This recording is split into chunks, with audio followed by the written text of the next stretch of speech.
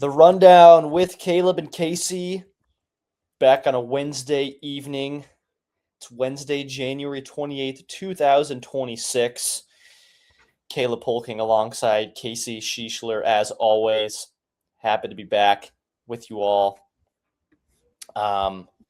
Hopefully we can get consistent with a weekly basis thing here now that Casey and I are both back at school. Last week was week 1 of the semester. For me, the previous week was Casey's first week, so we're both kind of trying to figure out what works best with the schedule, but potentially a Wednesday night thing, potentially a Sunday thing, maybe bounce back and forth between those 2 days. We'll see how it goes. Casey, my friend, how are you? We are fantastic, Caleb. The Cyclones are playing good basketball again after a little skid. The Jayhawks are playing great basketball. UNO is playing basketball right now, actually. So, it's a fantastic time. Outside of the negative, 20 degrees over the weekend, it's been a lovely first 2 weeks for me. How about yourself? Been good too. Who do the Mavs got tonight? The Jackrabbits of SDSU. Okay. Is that I don't even know. I admittedly, Casey, I'm sorry. I should follow it more now that you're at UNO. But I just have not been a Summit League expert this year. Is that a game UNO should win, or is that a South Dakota State juggernaut this year? It should be a really good game. 10-11 versus 10-12. So it should be a pretty good toss-up. Then they go to Denver this weekend, which is always a fun. Denver's always, this isn't their best year, but they're always a fun team to play against. DU. Well, good stuff. DU. Yeah. I was gonna say your Jayhawks are on fire. You got to be happy. Last time we podcasted was, of course, our prediction pod before Iowa State fatefully entered Allen Fieldhouse and got whooped, for lack of a better term, which is now, by my count, that gives Casey a 4-3 lead in the rundown rivalry series since its inception. And hopefully the Cyclones can even it back out here in a few weeks when Kansas comes to visit Hilton Coliseum. We'll see how that goes. And UNO visits Iowa State for softball as well. Don't forget about it. Is this part of the rundown series? We can add it. I don't know about the UNO softball team beating Iowa State, but hey, it's the rundown rivalry. We're staking each other in like a week. I want to say not this weekend, but next weekend at UNI, that indoor stadium they have. Yeah, the Dome. Mm-hmm. All right, yeah. Well, it'll be closely monitored, that's for sure, regardless of whether or not it comes for the series. It'll be one we track, and you all should too. Yeah, let's hop in. We got a kind of a variety of things on the slate today. Obviously, we're kind of right in the middle of a full week of basketball, which always makes it hard because a lot of things are dated. But that's why we love the sport of basketball, because things literally change on a night-to-night basis. Nobody's safe. Down go the Nebraska Cornhuskers last night, their first loss of the year. Wow, though. I mean, without Rink Most, that was pretty impressive. I can't. Prager, too. Yeah. They're missing 2 starters, and they hung in there. I will say, undoubtedly one of the worst halves of basketball I have watched. It's not even their fault. I think Michigan went like 7 minutes without making a shot and pulling like some of the worst shots I've seen. And then Nebraska came down, got a decent look, and just missed. Like, there was probably 4 or 5 minutes I was like, I could be on my phone doing anything else but watching this game. But Nebraska goes down. 2 undefeated teams left. Arizona. Mm-hmm. I think we're losing some connection here, unfortunately. Bear with us here tonight, everybody.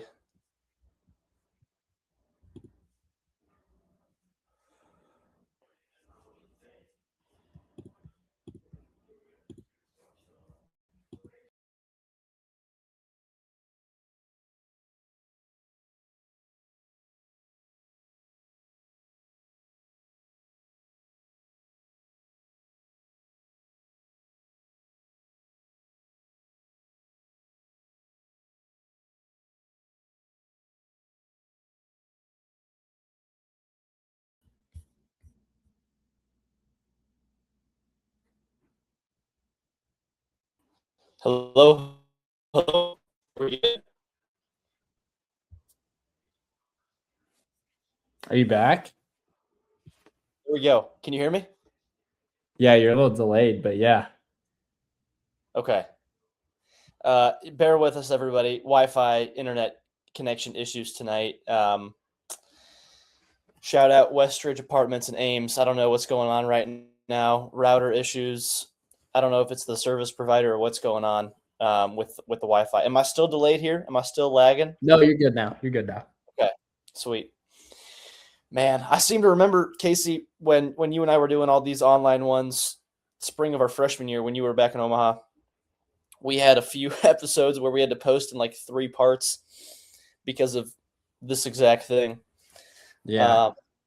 Yeah. Shoot. Hopefully that doesn't happen again.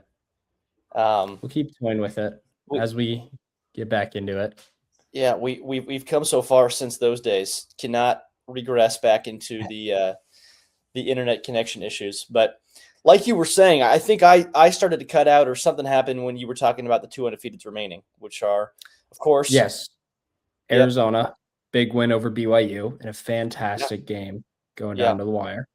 And Miami of Ohio, as everyone expected. Mm-hmm. We all expected this. Yeah. Man, and they they crack me up too because they just keep winning every game in overtime, buzzer beaters by 2 points. It's like, man, is it, the cardiac Red Hawks? Yeah. Is what they're calling them. Like the BYU of 2 years ago, maybe 2 or 3 years ago, where everything bounced their way in terms of football. Like every single fumble that hit the ground wound up in their hands, tipped passes went to them. Miami, Ohio is finding that same thing. And that's what you need from a mid-major team. That, and you got a couple players getting hot at the right time, makes it fun to watch.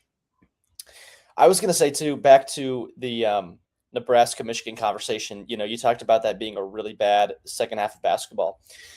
I don't know if it was just me or what, but for whatever reason, watching that game, I did not sense any sort of juice in the arena. I don't know if it was a Peacock problem. The production did not seem great from Peacock at all. I couldn't hear the crowd, or maybe that's just, the Big Ten basketball arenas, showing their second tier nature. I don't know. I want to say it was production because remember they send out all they have the teams planned out ahead of time. Like Stauskas was the color commentator. There's no way in a top 5 matchup an alumni should be a color commentator. Yeah. I think it was just, they were thinking it's going to be a midweek Big Ten game. Like Michigan will be good. Nebraska will be fine. Like we don't need to. They didn't expect it to be in a top 5 matchup. But I agree. It just kind of felt flat a little bit. Yeah. Good point. It's a bummer they couldn't flex that to, big time NBC or something along those lines. But yeah. Whatever. So let's talk Cyclones. We, like I said, we haven't talked since before Allen Fieldhouse, since before Iowa State suffered its first loss of the year. Kind of a man, you took a lull there for a week.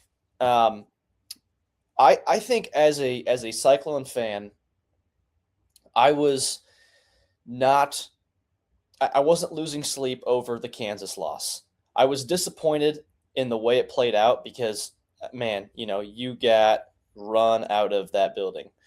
But a lot of teams get run out of that building. A lot of good teams get run out of that building, right? It's nothing really out of the ordinary. The Cincinnati one is the one that really aggravated me because it was like, you just got beat handily. Can you make that midweek change? Can you figure it out? And enough with these slow starts. And then they started slow again. And then again, just like with that Kansas game, you kind of have this little second half run and then it gets squashed, right? That is what really got under my skin was that Cincinnati game. But of course, sometimes the best remedy is just coming back home, getting inside Hilton Coliseum. You get a decent I think it's a decent UCF team. Yeah. Yeah. Not a bad team at all. And you then run them out of town and Johnny Dawkins' squad. The big test to me was the Oklahoma State game on Saturday. You know, a 30-point win at home. Iowa State does that to teams a lot. The Saturday game against Oklahoma State, that was the test to me. And Iowa State passed that test. You know, you go up by 30 in the first half. Great performance. Definitely a slow second half, which I guess was probably to be expected after that giant lead. Come on back now. Wi-Fi issues again. Oh, man. I can still hear you. If you are still with me. Maybe Yes, it's on my end. I guess we'll find out when this is posted. Man, what a bummer. Maybe I should record from the Iowa State Library. Good slate of basketball tonight. Shout out Matt Euling, UNO Swim. Shout out Chase Rue. Oh, hold on. Is he back? Hold on. Is he back? I can see his face. Can you hear me? Yeah, I can now. Okay. There we go. I could hear you and see you the whole time, and there was no lagging at all. Really? I couldn't see you at all. You were just a floating circle for me, so I was like, I'm just gonna fill the silence. Oh man. Oh, this is a good conversation so far, Casey. They're not making it easy on us, but we're gonna need to find out if UNO's got a podcasting center, and we can just run it from both our podcasting centers. Studios. Yeah, there you go. Yeah. I got to imagine they got something. Maybe one would assume. I could always record from the Iowa State Library. That's a possibility. Yeah. And I can go to UNO as well. Study rooms. Yeah. Off the air conversation. Anyway, the big test for me for Iowa State was the Saturday game against Oklahoma State. I think they passed it, 30-point lead in that first half. That was their best half of basketball all year, I think. Maybe aside from that second half against Purdue. They played a good second half against Iowa as well, but definitely the best first half they've had by far. And you slow down a bit the second half, to be expected. Road game in a sleepy atmosphere against, an okay team. But you still walk away with a 13-point road win in the conference play. So I'm feeling a lot better, Casey, after that game on Saturday about the Cyclones. And you still get, about a 4-game stretch here of games you'll be favored in before the gauntlet from mid-February on, assuredly through the rest of the season. So I think I want to believe that 2-week stretch was a kind of a bump in the road, weather the storm. They definitely look a lot better now. Haven't turned the ball over at near as high of a clip as they did those 2 games. Because that was one of the big issues. I mean, that Kansas game, you turned it over so much. Cincinnati, there's no flow on offense. They've looked a lot better the last 2 games. Yeah, that Kansas team was due, and they were going through a struggle. Lost at UCF, barely beat TCU at home, lost at West Virginia. Iowa State just caught them at a bad time, and I think that team needed it, and we're really seeing what that team could become now. And for Iowa State, it was a similar thing. You've kind of coasted through this middle schedule, start off red hot, right? Obviously, you've got the nobodies you play to start the season. St. John's, it's a good win. Creighton's a good win. It doesn't look as good now, but the Purdue win is huge, right? But then you beat Iowa. It's a rivalry game. We know it's going to be close. Then you kind of lull through those non-cons, beating bad teams. You go to Baylor, you're shooting the lights out of the ball. Okie State, the first time you shot the ball super well, and you hit Kansas and you don't shoot the ball well. You've got turnover issues. It was kind of, all right, we're due for this. Like, you're not going to have that perfect season like Kentucky almost had, especially in the Big 12. The Cincinnati game, though, I agree, that was the rough one. But, I feel like we hit this point every January with Otts. He has that slump. And, I think I say the same thing every year. You can probably pull up 4 different podcasts. It's like, have it now, get it out of the way, learn from it, find out how to beat it. And then you hit February, you hit March, and you're at your best game, So as much as people are like, oh, like odds is terrible in January, would you rather him be terrible in March? You know, look at Calipari. He's had how many first and second round exits? He's got a perfect team that can't even make the finals. You know, he's got Wisconsin as his Achilles heel. Like I'm perfectly fine with this in January. You're going to reach a red hot Big 12. You want to be good in Big 12 play. You want everything's recency bias, right? If you win the Big 12 tournament, think of how much that shot Iowa State up not that long ago, you know? And that went against Houston. That changed the entire conversation about Iowa State. Iowa State, my apologies.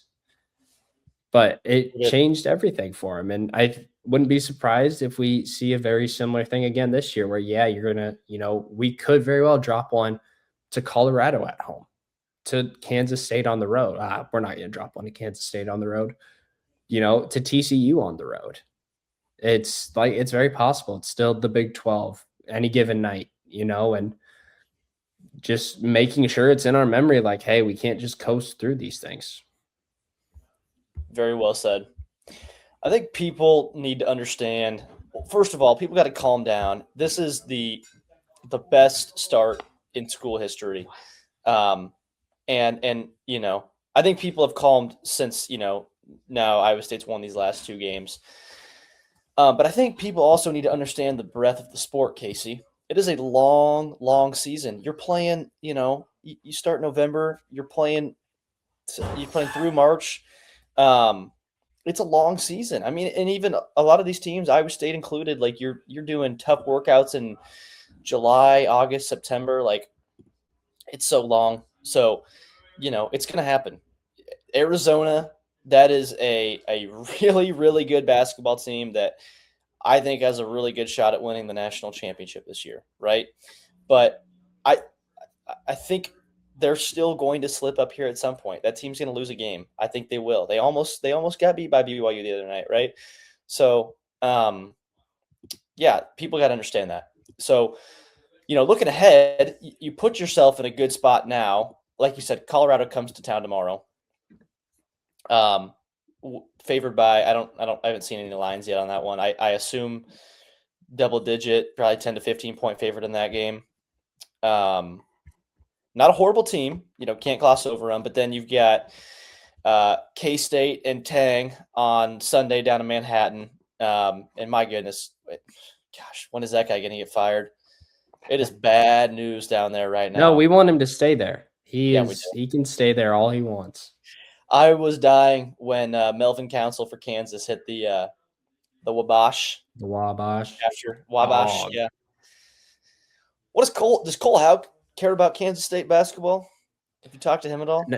Not the way we care about Iowa State and KU. Right. Not the same. Well, it's probably not a smart decision to care about Kansas State basketball in 2026 because that's not a very high return on investment. But anyway, you've got them.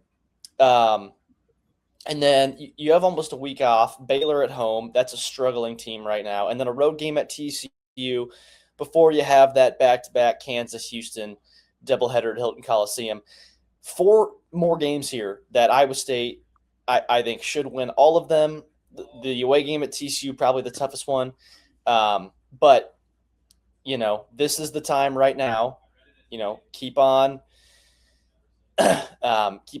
making adjustments, keep on figuring out, how you can win these games in different ways.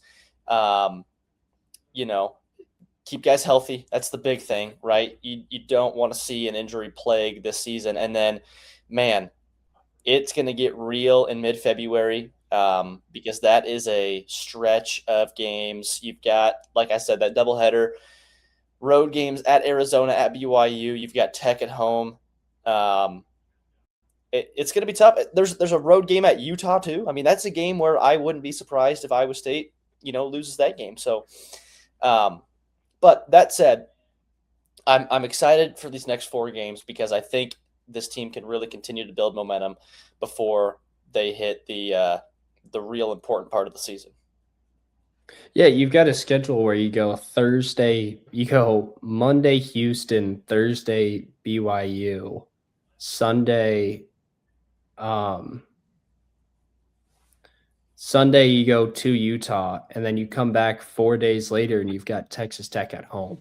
Like it's a gauntlet, and you really got to pick up these wins right now because you're going to drop a few down the stretch. So it's going to be really important, for this team to keep the momentum. It was a great time to bounce back. Only dropping two. You've got Okie State, and then you've got Colorado, Kansas State, Baylor. This is a schedule that you guys can handle if you do things properly, is what Otts is probably conveying to the team. We're better than all these guys. We've played better. We've had higher highs, and our lows are higher than theirs as well. It's not like we're having super low lows outside of the Cincinnati game where we still almost won. It's just controlling turnovers, and Arizona's going to be tough. Can't wait for that game. There's so many great games this year that we've already watched and we have watching, in the future alone. I mean, I really hope Arizona wins their next three, because it would be an undefeated Arizona against Bill Self on Big Monday when he is undefeated. So at Allen Fieldhouse, right? At Allen Fieldhouse, where he's never beat a number one team. Really? So, I guess, yeah. They don't come there often. Yeah, I was going to say, probably not.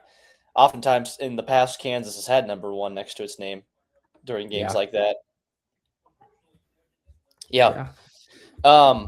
Two things, in my opinion, that I think were huge changes these last two games that give me a lot of confidence moving forward. Number one, Torrey, he's playing a lot better now. I think he had a freshman slump there. He didn't play great. He really, honestly, hadn't played great since the non-con. Even in that little stretch to begin Big 12 play when Iowa State was still winning, he didn't look great out there. And then during that lull too, offensively, he looked kind of out of sorts. Started knocking down the three against UCF, hit it again on Saturday against Oklahoma State. That's big because teams were laying off of him, not guarding him. Now that he's knocking that down again, you got to guard him, and that's huge because then that frees up Buchanan in the post, frees up Jefferson in the post. And then that leads to my other point too, is Jefferson, did not look good either in that two-game stretch. Looked really, really not good. He looked bad out there, truth be told. But I think what changed is Iowa State stopped the last two games relying on him to just get downhill and score every possession, right? It didn't seem like Iowa State was trying to run the offense through Milan in that two-game stretch. Now they are, right? They're trying to get him looks as much as possible, which frees up Jefferson, right? He had a lot of great looks from three-point land on Saturday against Okie State, and he's quietly become a really good three-point shooter this year. Jefferson has. So I think those two things, that gives me confidence down the stretch, because if those two areas are clicking and you can kind of get more off the ball Jefferson, especially inside, that's when he's a lot better, when he's not having to run the show. So that gives me a lot of confidence. Yeah, it no longer became, we can only go as far as our top two take us. And it became, we're playing better as a team and we can go even further with them clicking. So there were, against Cincinnati, Milan shot the ball decently. He hit some good ones, but I also thought, he forced a couple to try and keep us in the game. And now it's Touré's hitting shots. Taman's getting downhill and scoring again. Buchanan kind of slumped over that two-game stretch as well, and he's picking it up in terms of scoring again.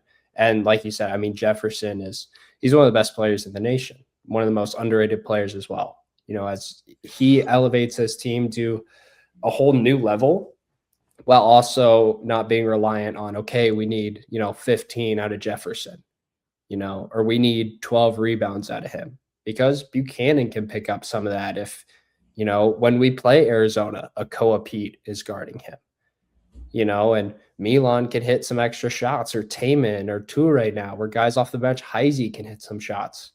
This team is more talented and deeper than we thought, and it's going to be exciting, and to continue to see them click and find different ways to play off each other will be really good. Well said.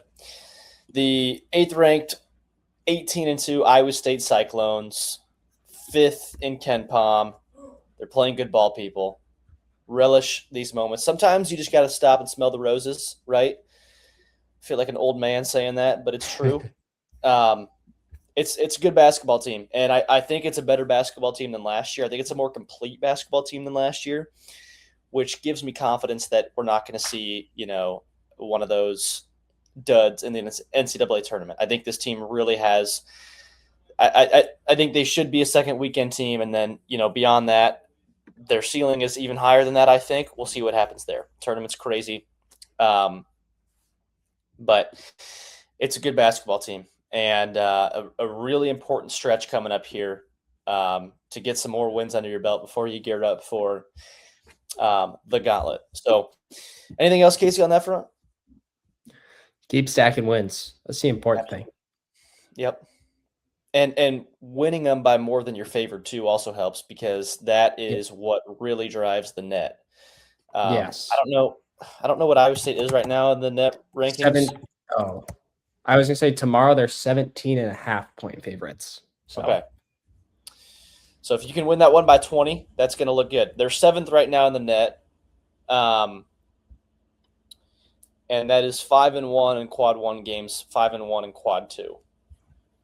So you'll get – tomorrow will be a quad 2 game, I would imagine, right? Low quad 2. Yeah. Saturday at K-State will be a quad 2 game. I mean, if they keep losing, though, we'll see about that. And then you'll have another probably quad 2 against Baylor, and then a high quad 2, I assume, at TCU. That'll be close to a quad 1, I would think, unless they start playing bad here the next few games or so. We'll see. But opportunities to keep on building on that front. Let's see. Let's move on to little Big 12 college basketball as a whole action. BYU, Arizona. What a game. What a comeback from BYU. Arizona finishes it out. High-level basketball. Yeah, it was.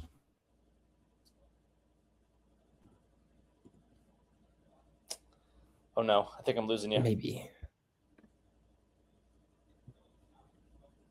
Are we good? Okay, I got you back.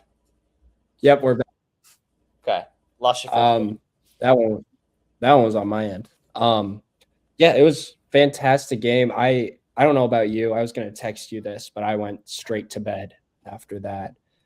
But how do you not put the ball in the hands of AJ DeBanza with the game on the line if you're BYU? You give it to Rob Wright, who had like 5 points. I thought he had a better game than the stats showed. I thought he was fantastic defensively, and he did a really good job rebounding for like a true guard. But how do you not give the ball to AJ DeBanza at the end? That was my thing. I was like, everyone knows it's going to him. And I get the, misdirection. He's got to be involved. He's the best, arguably the best player in the nation right now. You got to put it in his hands to win. Yeah, I'm with you. I think that's coaching malpractice there. It's kind of like if you're, I don't know. If you're on the 1 yard line with the best running back, right, and you throw the ball, or someone even say if you had Marshawn Lynch, right. And you're on the 1 yard line, and we do have a real life example. Off. Yeah, good point. Real life example. If you've got Tom Brady, and you decide to do a little flea flicker of some sort and have a receiver throw the football instead, right? That's that situation. Good point, though. We do have a real-life example of that.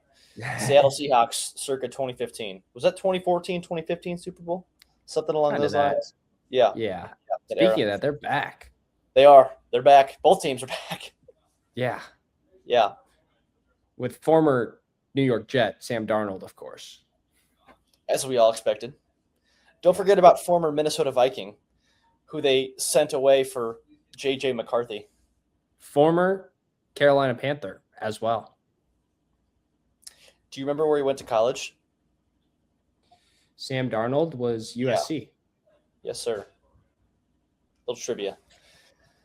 Yeah. Anyway, I agree with you. That was coaching malpractice for sure. You had a shot at the end. Who was it they gave it to? Was it Richie Saunders? It was Rob Wright. They had Rob Wright getting downhill, if I remember correctly. Yeah, I think you're right. There's nothing against Rob Wright. Rob Wright's a great player. Yeah. Rob Wright's not AJ. AJ also has a size advantage as well. Rob is like 6'3", driving into the paint. Like, he's good at finishing for his size. And I thought he could have drawn a foul at the end, but it was too up in the air, you know? Right. But to me, that's got to be AJ's what, 6'7", 6'8", around that size. Like, I think so. And he's got touch like no other.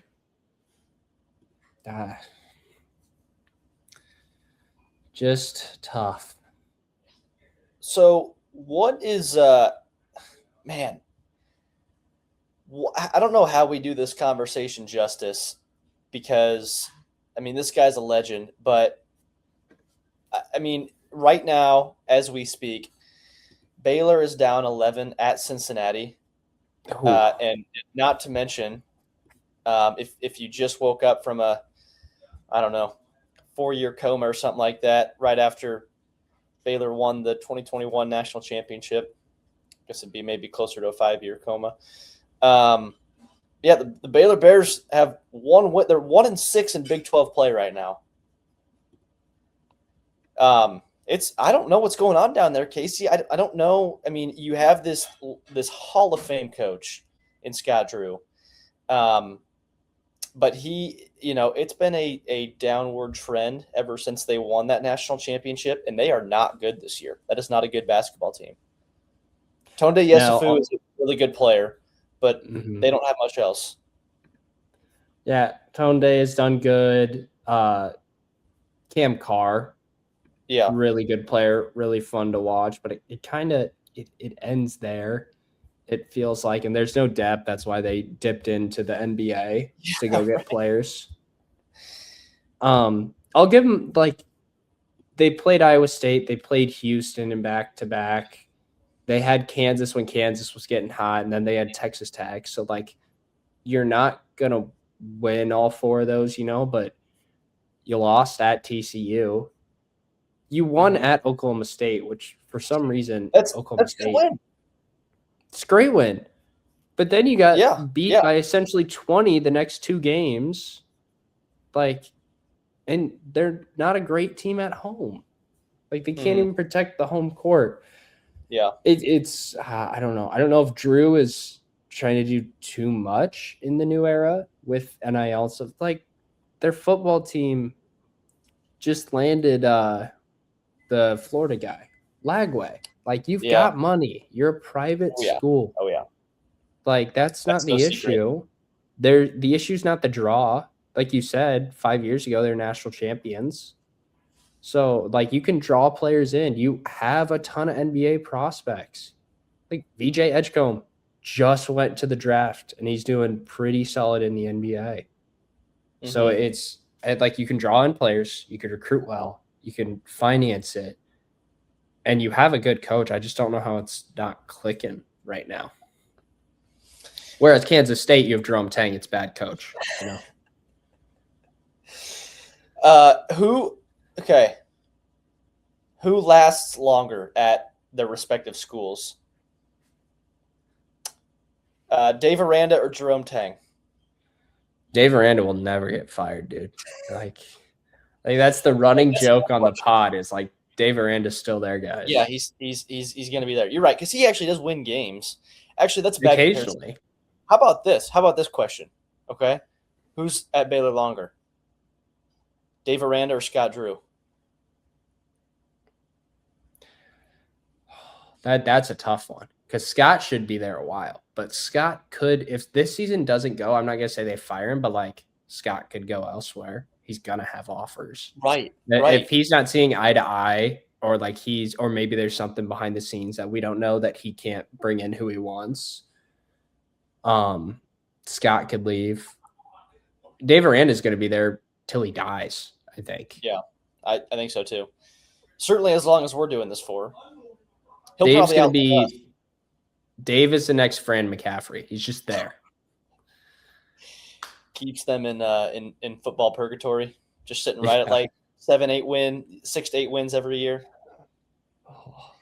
Anytime you're a Big 12 championship contender, you're going to fall short. Anytime they're saying you're going to win 3 games, you're going to kind of just go on this above run at the end of the season and end up with 8 or 9 wins. Yeah. Yeah, it's odd down there. And like you said, I wouldn't be surprised just with the way things are going with Baylor basketball right now. And Drew is, I don't know if he's lost his fastball. I could see, another high major program opening up this year and him saying, all right, I'm ready for a fresh start. You know what I mean? I've done this for so long in Waco.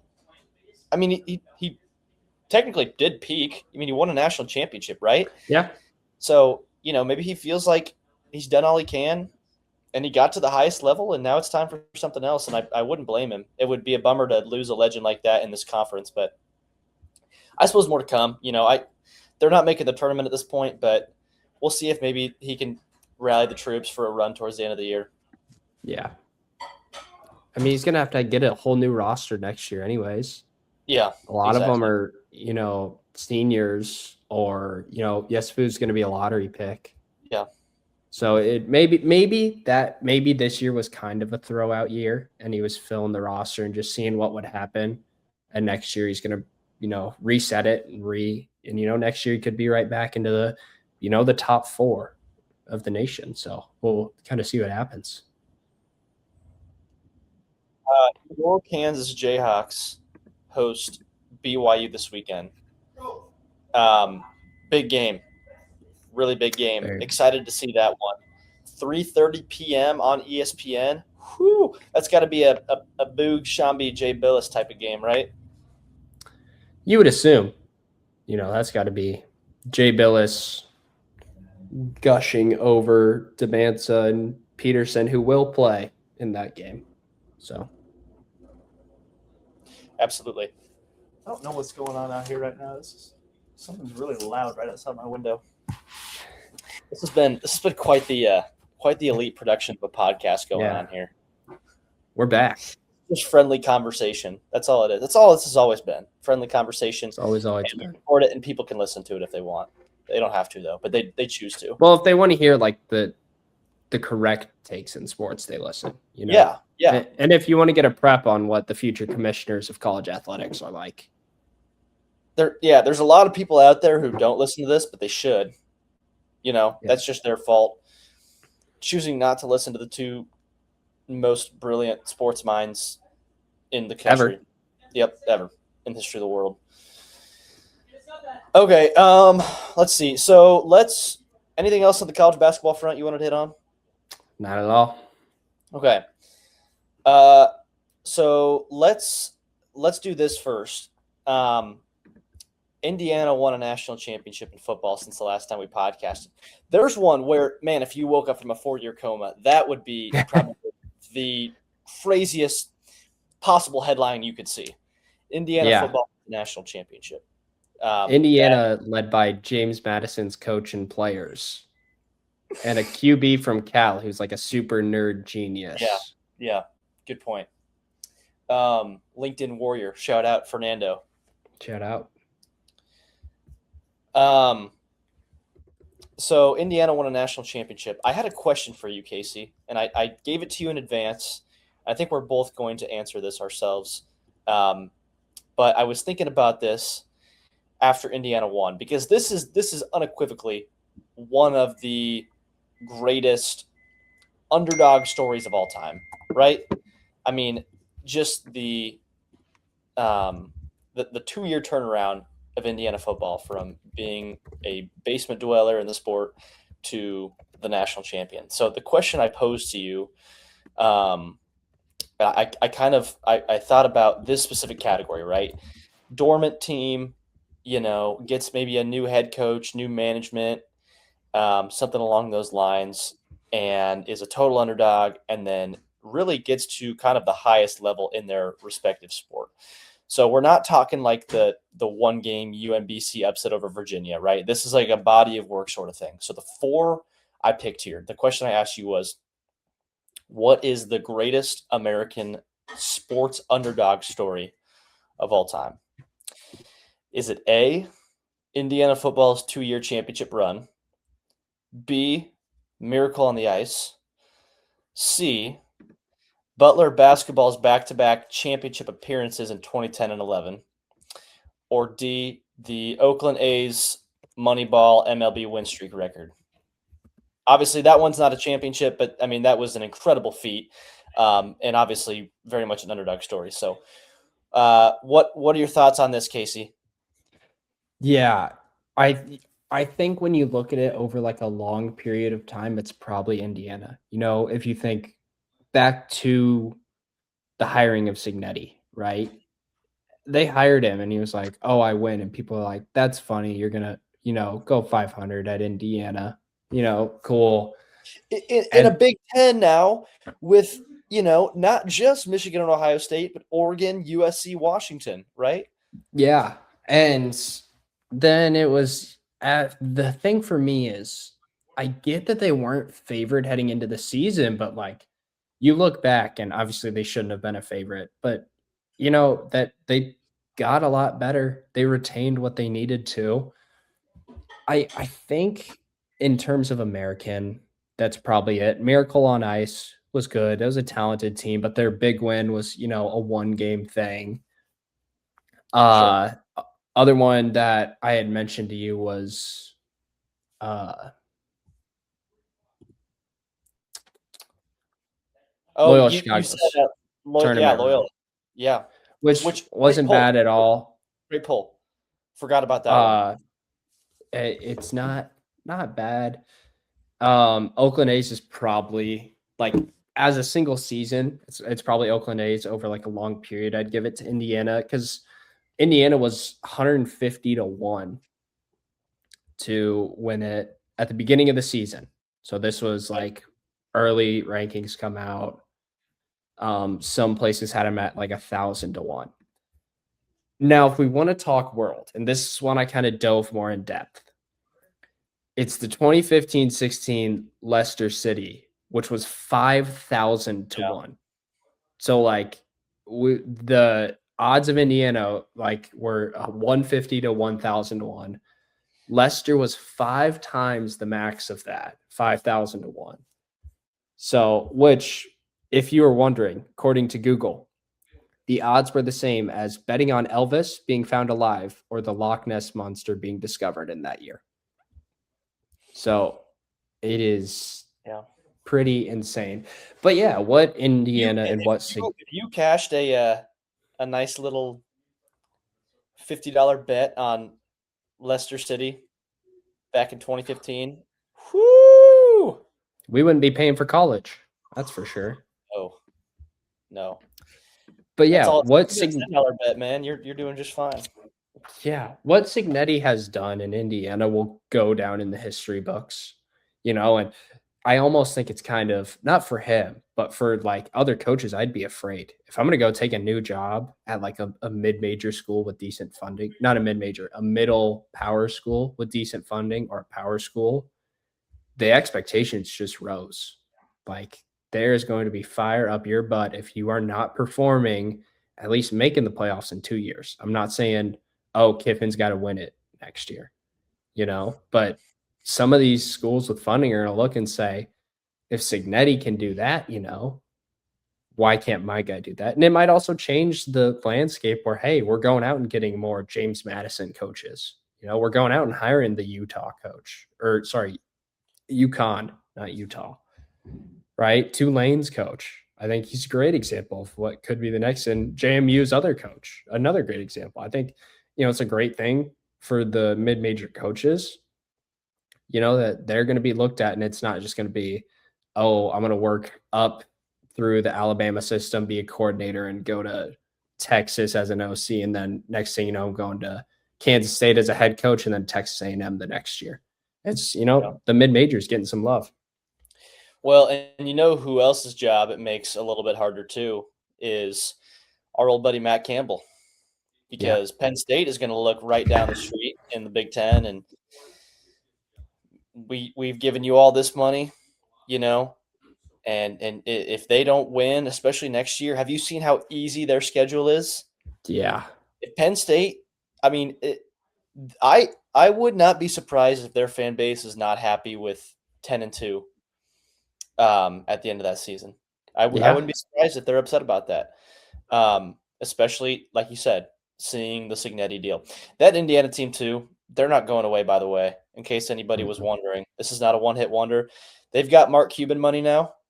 That's what happens when you win is big-time alums like to give a lot more money, and Mark Cuban went to Indiana, and so he is going to fund that operation nicely. Hoover QB time. Yeah, exactly. Yep. So I would agree. I would go Indiana too. I don't know. It's a weird list because I feel like I was very specific in the criteria for this question here. And like you said, Loyola, that's a good one too. I couldn't really think of any others that really fit the mold. And obviously, even within this group of four, they're all kind of different in their own ways. But yeah, I mean, Indiana in the current landscape of college football, what Cignetti did in that conference too, and they went undefeated this year. They didn't lose a single game. Which when was the last undefeated team? Because Ohio State wasn't undefeated. They lost the Big Ten championship to Oregon. Did LSU in 2019 go undefeated? Or did they lose? They certainly steamrolled everybody in the playoffs. That wasn't close. My guess would be that team, unless I don't. Nobody. They did go undefeated. Did somebody do it since then? Maybe Alabama in 2020. That team was pretty good too. It was the 23 Michigan. Okay, team. They went undefeated. The Connor Stallions team, of course. Yeah, with an asterisk by that. Yep. Okay. Staying on the college football front here. You brought it up. Wanted to talk about I'm glad you brought it up too, because I had seen the video before you sent it, but the Dabo Swinney comments, talking about tampering. I don't remember what player it was in reference to. Luke Farrelly. Yes. Yep. So for those who haven't seen the video, and maybe you could explain it better than me, I just kind of listened in passing, but Dabo basically kept receipts about, was it Ole Miss calling Golding? Yeah. Yep, exactly. Calling his boy, and he was in the middle of class, I think, right? And was getting texts from Ole Miss, calls from Ole Miss about, asking him if he wants to come play football at Ole Miss, and whatever he's making, in terms of NIL money right now, they'll match that and then some. And I don't know what am I explaining it right, or was it a little bit different than that?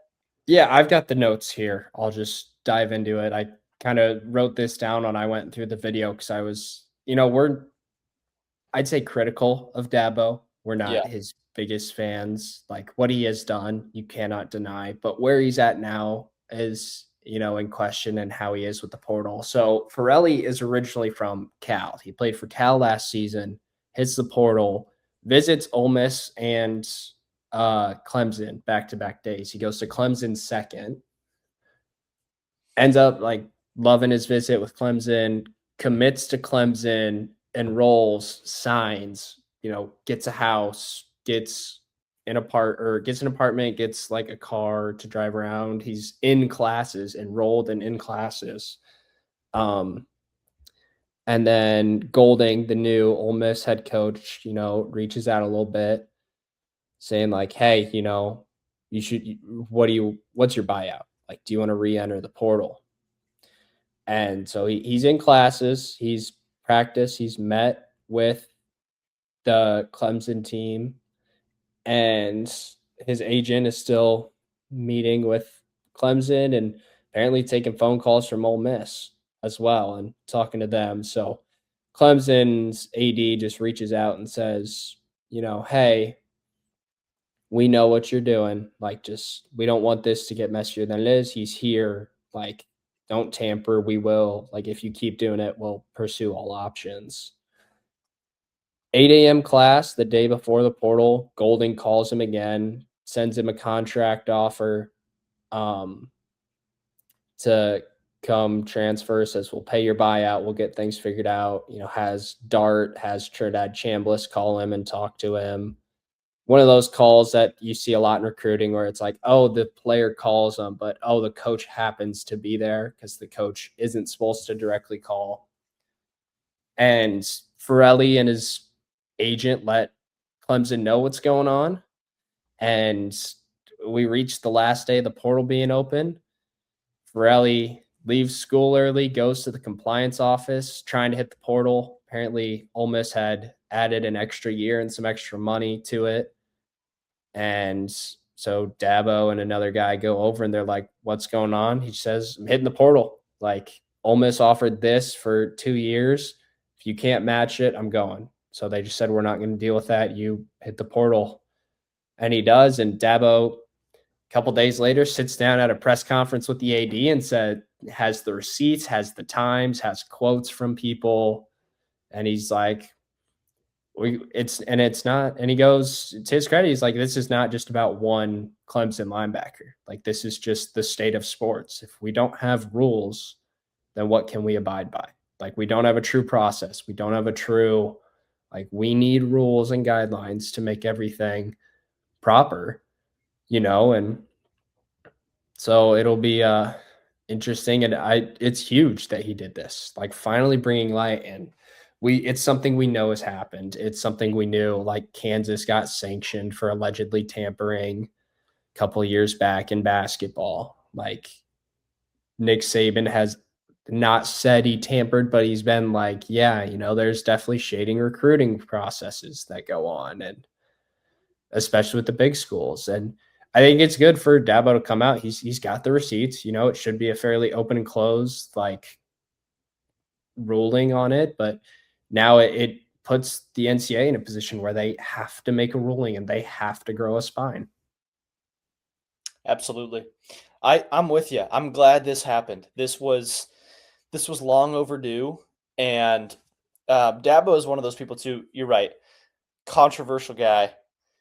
You and I both maybe aren't the biggest fans of his, but man, he's a guy people listen to, and hopefully that moves the needle a little bit, because tampering is it's one, I don't think it should be a thing. Two, it's not supposed to be a thing.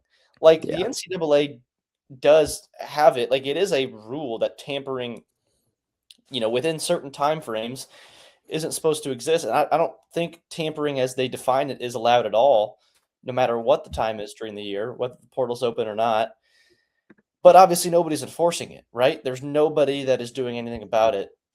You got to think this, like you said, NCAA's got to grow a spine here after that. Finally had a big time coach call him out about it. Somebody that a lot of people listen to, right? It's one thing if, bless him. It's one thing though if, like, Kent State's head coach makes some comment about this, right? It's another thing when Dabo Swinney, multi-time national championship head coach, makes a statement about it. So yeah, it is. You're right. It's indicative of the nature of our sport right now, and it's just kind of been the same tired conversation, I feel like, for the last couple of years. But man, I really hope this does something to move things in the right direction. Yeah. I mean, we know it happens all the time. And because you see all these guys enter the portal with the do not contact tag or whatever. And it's like, how can you, unless it's something where, like, your coach leaves and you're kind of like the Iowa State guys, like, if some of them entered with a do not contact tag, it would be like, okay, you're going to go follow to Penn State, but you get some of these guys, like, going from Colorado State to Alabama with the do not contact, had never been in the portal, or even there was another team that their punter was never in the portal and just committed to another school. And then, like, afterwards he entered the portal. And it was like, we all know it exists. It's Mhm. just when are we going to finally step up and stop it? And it's the same thing with the G League players. When are we finally just going to be like, hey, enough's enough. Here's a ruling. We're sticking to the ruling. If you break it, no funding. You lose, like, maybe you're sanctioned on how many transfers you can bring in and stuff like that, or like how you're allowed to do transfers. Like, NCAA's got to make a ruling and stick to it. This stuff is so easy. Like it should not be this hard. I'll do Make it for us no 100K. commissioners. Yes. Yeah. You and I would do it for $10 a year. $10 It's a not month, and you got hard. me. Sure. Okay. And, well, okay, I'll do $10 a Just some year. commission incentives. If Yeah. if more eyeballs are drawn, TV numbers and stuff. It cannot be this hard. It should not be this hard. This college sports, are some of the most watched. I mean, it's one of the most watched pieces of television in the world, and we just make it so hard. Leadership up front does nothing about it. It sucks. It's all whatever fills the pockets. Whatever. I mean, not only is it the most watched, it's probably one of the most bet ons. Like, there's literal money involved in this situation. Yeah. I wouldn't be surprised if there's a place out there where it's like you can bet on if a guy's going to hit the portal, or where he's going to go Probably when he's in on the like portal. policy bets and stuff like that. Yeah, like there are people that are going to put tons of money on it, and then a team's going to like tamper or something. They're going to get upset and like, like you could legally get sued for that, which would be hilarious. I can't wait for some degenerate bettor to be like, put 100K on this guy going from Ole Miss to LSU, and Alabama tampered with him, and now he's going to Alabama, and I'm going to sue him. It's like, yeah, I'll get behind that, buddy. Right. And then the NCAA, of course, their lawyers aren't going to win that one. No, per usual. Okay, let's round it out with the weekly installment of the 3 for 3, which is presented by. Just kidding. It's not presented by, but it could be presented by us, I guess. It is. It could be presented by something, though. If you are a loyal listener and you have financial interest in a company and you would like to reach a massive audience, give us a call. You know where to find us. We'd be happy to bring you on, provide you with some support as you provide us with support as well. Anywho, maybe this does not add to the market value of our 3 for 3 segment today, but I unfortunately don't have a 3 for 3. Sometimes I'm slacking on this front, but Casey has one, so we're going to hope that his is good enough to make up for the absence of mine. Usually his is better than mine anyway, so go right ahead, sir. Not the banger that we usually hope for, but it's a good 3 for 3. My not 3 for 3 we're going to start off with, how is Belichick not a first ballot Hall of Famer? Like, even if you're like, oh, deflate gate and whatever, okay, he loses, 2 of his 8 championships? How many other coaches can say, oh, we've got 6, Doing things that not a lot of people can say. And arguably nobody else in this current state of the sport. Boo on that, because it wasn't like Mariano Rivera not getting unanimous, Derek Jeter not getting unanimous, where it took like 2 people. This took at least 11 people to get him held out of the Hall of Fame. Like, unreal. My number 3, just over a week ago, Marshall hits 26 threes against Louisiana Monroe, most threes in a D1 game in 20 years. My number 2, shout out Creighton back when they were good. Austin Swartz misses a free throw and gets his own rebound and gets the shots to go at the buzzer to beat Xavier. I was at that game. Place was going nuts. It was like a Wednesday night game too, like a 6 o'clock tip on a Wednesday. Place was losing their mind. My number 1, Nate Oates losing after bringing in. This was when? Like last Wednesday at 6 o'clock. Oh, I see. Gotcha. Nice. Yeah.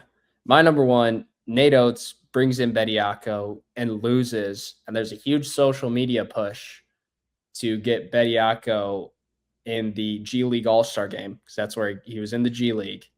And they finally took him out of the voting. But he was leading in votes last I checked, and it was not close.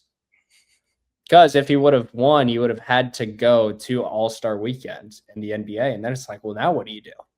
You know, he's an Alabama player, G League All-Star. Add more drama to Nate Oates this season. I like Nate Oates as a coach, but I don't like this. Yeah. Well, and back to the Baylor thing too. Yeah. The James Najee thing hasn't quite worked out, has it? He sucks. He's bad, not dude. good. He's not good at all. You know, G League basketball is one thing, but what do you know about Big 12 basketball? The League of They can't Freshmen. compete. Holy mackerel. I mean, Darren Peterson, AJ DeBansa, Kopete, Killian Toure, Tonde Yesufu. I mean, it's unbelievable. Yeah. And then you had Keaton Wagler of Illinois had 46 to beat Purdue. Right. Oh, and Kingston Fleming's in the Big 12 as well. Fleming's had 40. Yeah. And Anderson, he's a sophomore technically. He had a great freshman year, but he's been lights out this year as well. Yeah. Yep. Cam Boozer over at Duke. Obviously not in the league. But anyway, well, that's about an hour, Casey.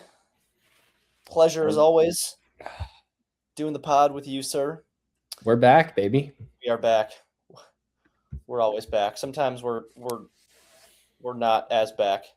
Tonight, unfortunately, from the technology standpoint, we weren't as back as usual, but I think it was still a productive conversation, all things considered. Couple turnovers here and there, but I don't think anyone recovers like we do. Well said. We're an elite transition defense team. Yeah. We may have a couple turnovers here and there, but darn it, we're not going to give up any points off turnovers. Are we Houston? Some are saying. All right, he's Casey Schiessler. I'm Caleb Polking. Thanks, everybody, for watching and listening. See you around.